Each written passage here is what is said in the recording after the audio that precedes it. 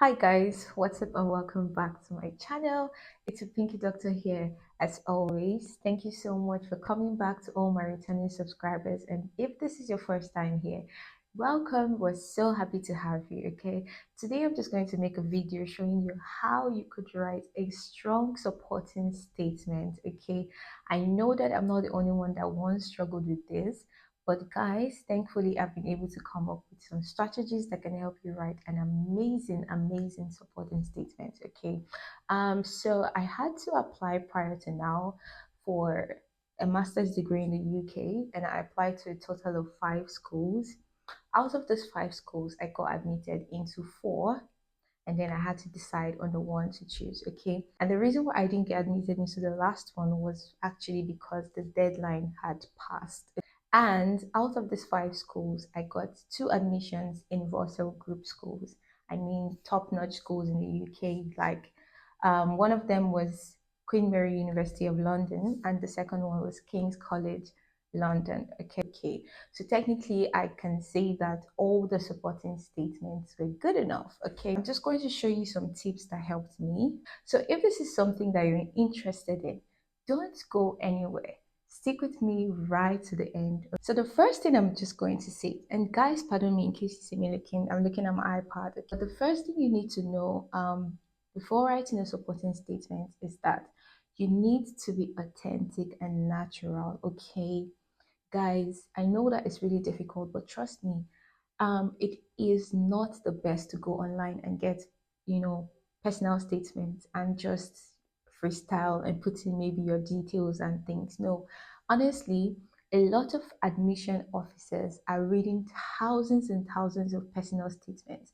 And trust me, they've come across a lot of them that are online. So if you go online and just get like a personal statement, there is nothing natural about it, there is nothing authentic about it, and the chances of getting an admission will be low. Okay, so that's the first thing I'm going to say.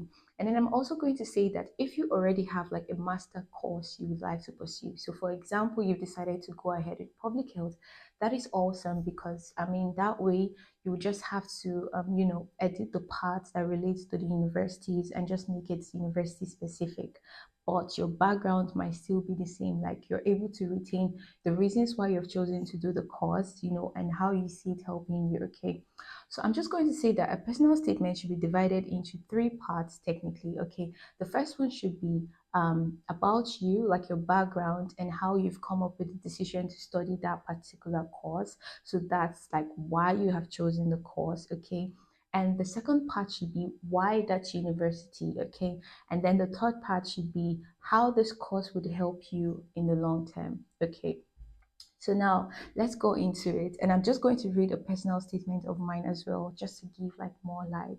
So like I said, the first thing, you want to introduce your background and your motivation. Okay, so what I said in mine was, in my case, my journey in disease prevention, diagnosis, and management began as a medical student. I enjoyed learning from a clinician's perspective, but my interest expanded to understanding how environmental and social factors impact health.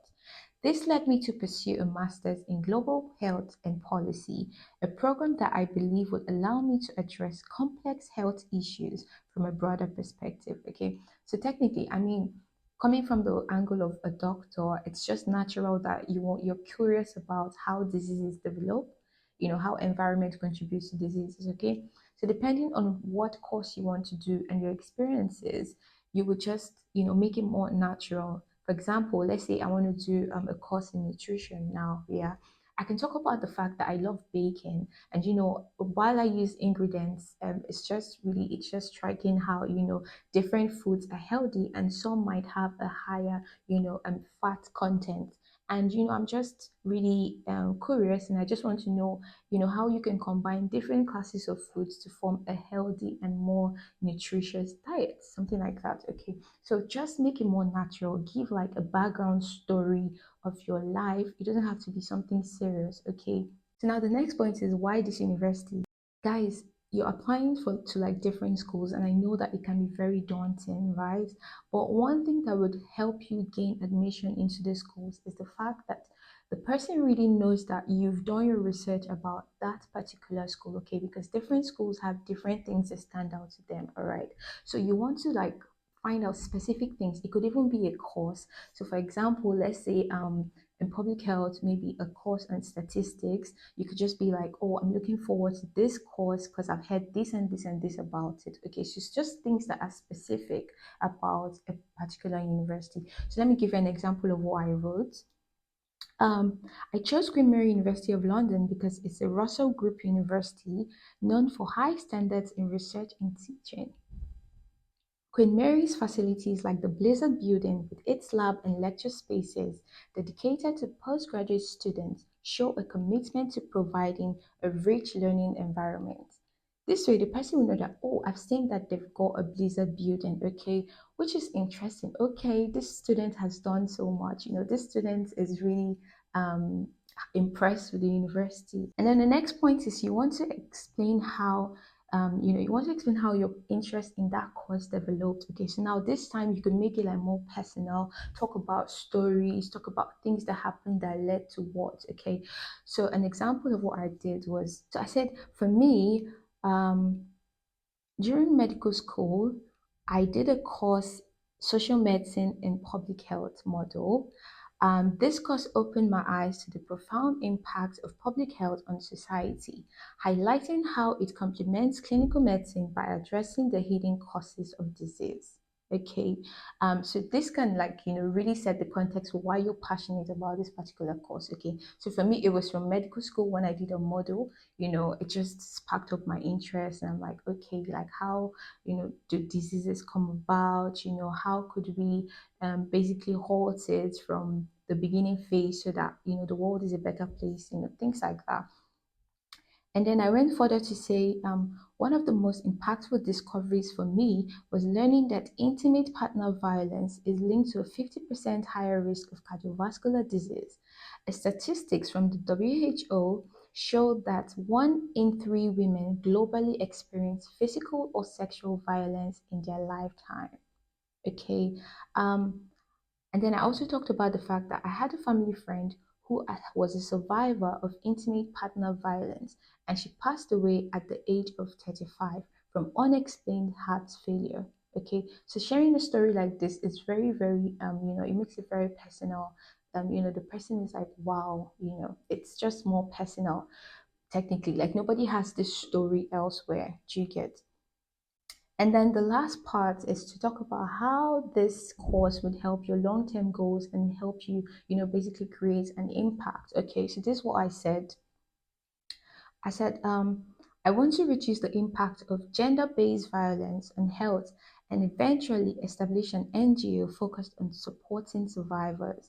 This master's degree will equip me with the necessary skills for research and NGO work. The next thing I also want to talk about is you should also include like some skills that you have that makes you like fit for this course. Okay, it just boosts your supporting statement. So what I said was, during my medical studies, I gained hands-on experience with research methods like interviews, case studies, and ethnography.